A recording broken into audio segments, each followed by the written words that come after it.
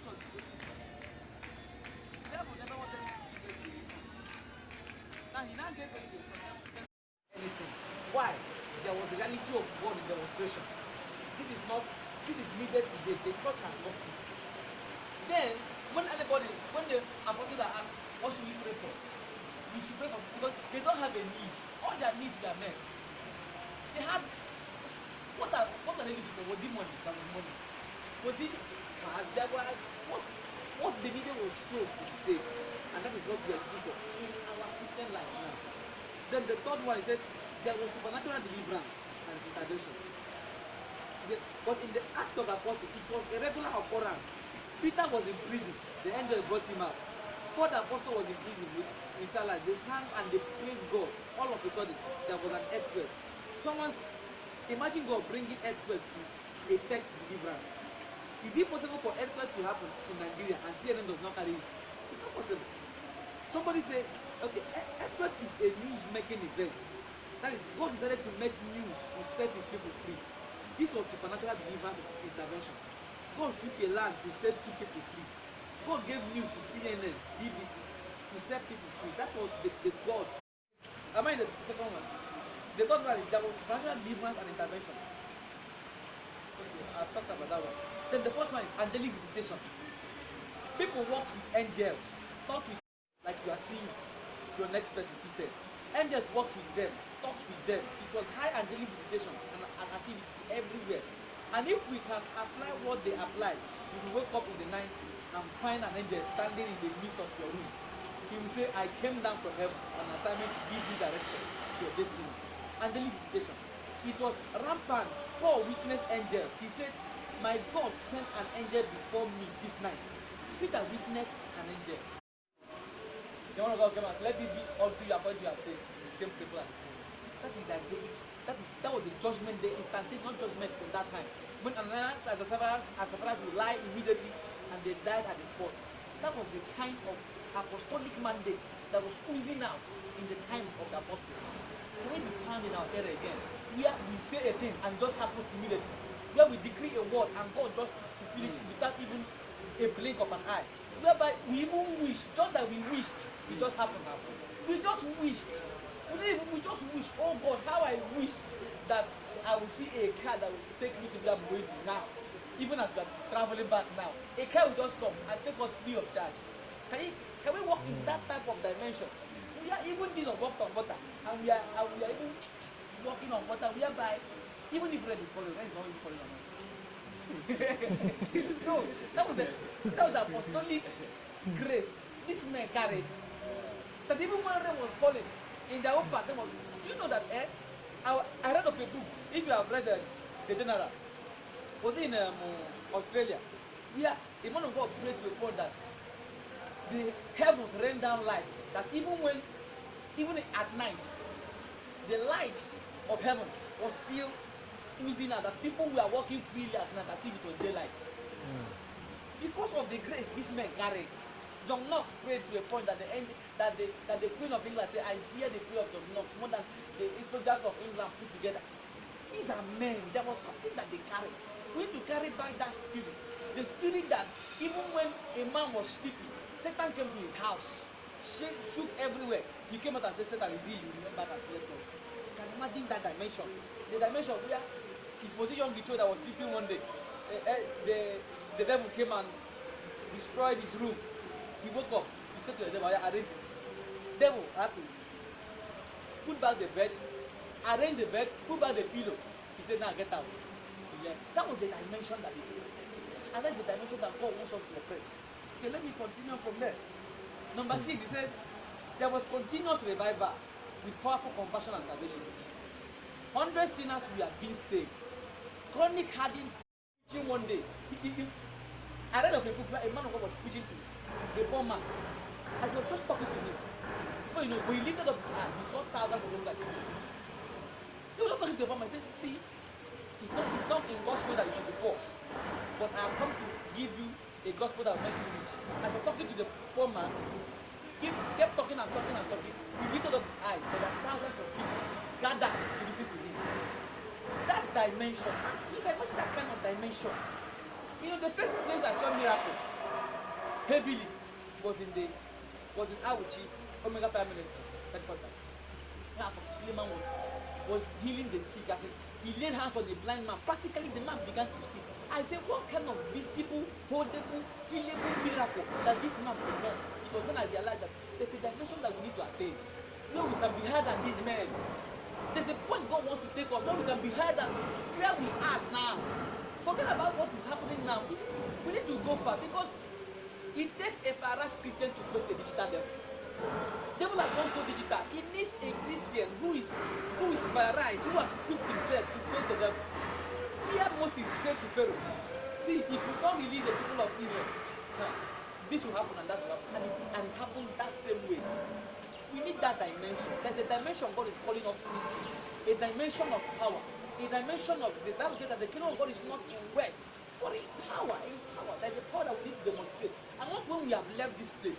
There's a dimension of power we demonstrate outside this place. That when we say this happened, it will happen. Last year when we came here, after the prayers and everything, we went home. I went to barb my hair. The barber undo his gel. His gel off. He tried to on the gel again. The gel off. I don't want to barb my hair and the gel is off. I now remembered where I came from. I remember I just came from Camp of Faith. I remember I just came out from a place where I caught the fire. When I stood up from my chair, I laid hands on the gel and said, you Jen, hear ye the word of God. I will barb my hair and you will not stop it. I told the barber, on this gel.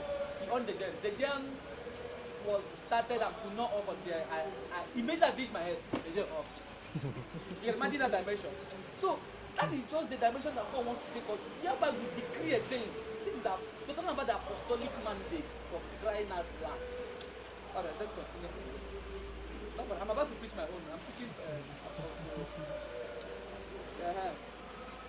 Now, another one was respect and dread. The world respected them.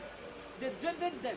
You walk out of your prayer room on the morning and a madman looks at your face and start running. I mean to say that you woke up in the morning after you finish with God and the herbalist sees you coming with the fire in your eyes and he packs his baggage and disappears. You can imagine that dimension. I mean to say that people are afraid to shake hands with you because the charms in their body will spoil. I mean that people are afraid to the Lord has not crossed. And how can now defy whom the Lord has not defied? Now, the place where he went to a high place, and that was where God met him. There's a place where you meet God, and there's a place where God meets you. The place where God meets you is called the high place. And that was why when Moses came down from the mountain, the people could not behold him because he has beheld God. The high place is where God meets you. If you must walk under the apostolic in this generation we are in, then you must understand the place of the high place. The high place is where God meets a man. The high place is a place where God interacts with you.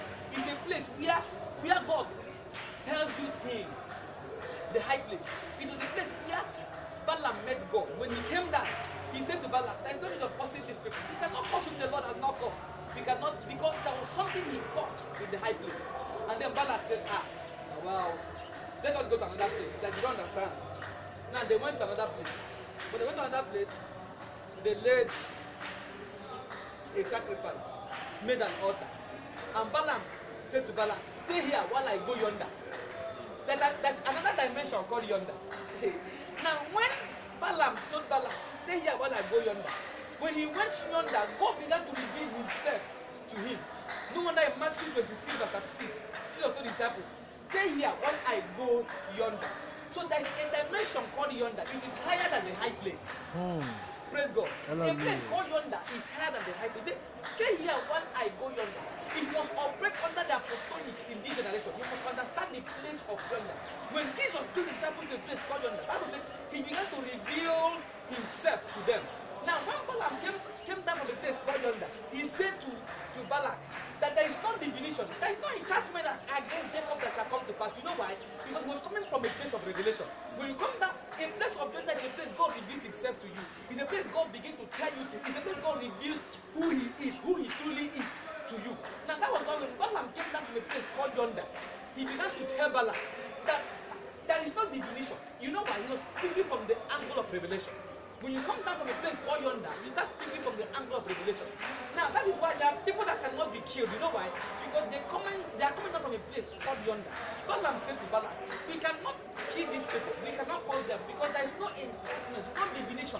A place called yonder is a place God reveals who He truly is. A place where God reveals His person to you. That was why Jesus began to reveal Himself to Peter, James, and John. He said to them, I will soon die. I will soon be crucified.